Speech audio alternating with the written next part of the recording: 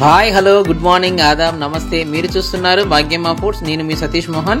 ఈరోజు Sunday special కదండి, కాబట్టి ఇంట్లో చికెన్ బిర్యానీ ప్లాన్ చేసాం.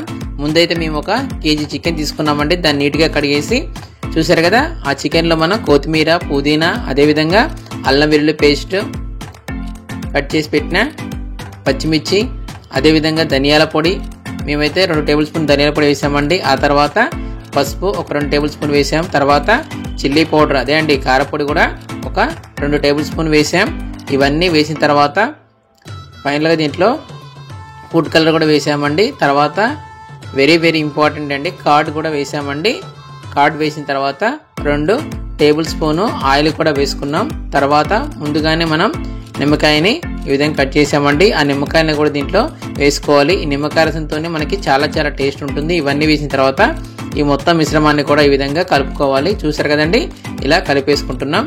చికెన్ బిర్యానీ అంటే ఎవరికి ఇష్టమో కామెంట్ సెక్షన్లో తెలియజేయండి ఫ్రెండ్స్. తర్వాత ఒక గిన్నె తీసుకొని దాంట్లో ఆయిల్ వేసుకున్నామండి. ఆయిల్ వేసుకున్న దాంతో ఆయిల్తో పాటు 2 టేబుల్ స్పూన్ ఆయిల్ వేసాము, 1 టేబుల్ స్పూను నెయ్యి వేసామండి. తర్వాత దీంట్లో చాప్ చేసి పెట్టుకున్న ఉల్లిగడ్డ ముక్కలు వేసాము. వీటితోనే మనకి టేస్ట్ చాలా బాగుంటుంది కదా. సో ఫ్రైడ్ ఆనియన్స్ అంటారండి వీటిని. దానికోసం ఈ విధంగా ముందు ప్రిపేర్ చేసుకుంటున్నాం.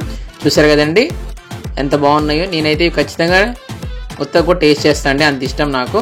సో ఇందాక కలిపెట్టుకున్న మిశ్రమాన్ని ఇప్పుడు బాగా వేయించిన ఈ ఆనియన్స్ దీంట్లో వేసేయాలండి. చూసారు కదా, ఇవన్నీ దీంట్లో వేసేస్తున్నాం.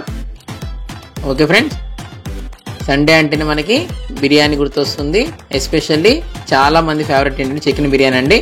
ఓకే అండి, ఈ విధంగా మనం వేసుకున్న తర్వాత గిన్నెని స్టవ్ ఆన్ చేసుకుని పెట్టుకున్నాం. పక్కన ఇంకో గిన్నె తీసుకొని దాంట్లో వాటర్ తీసుకొని బగారాకు, దాల్చిన చెక్క, సాజీరా, అదేవిధంగా జాజికాయ, లవంగ ఇవన్నీ వేసామండి.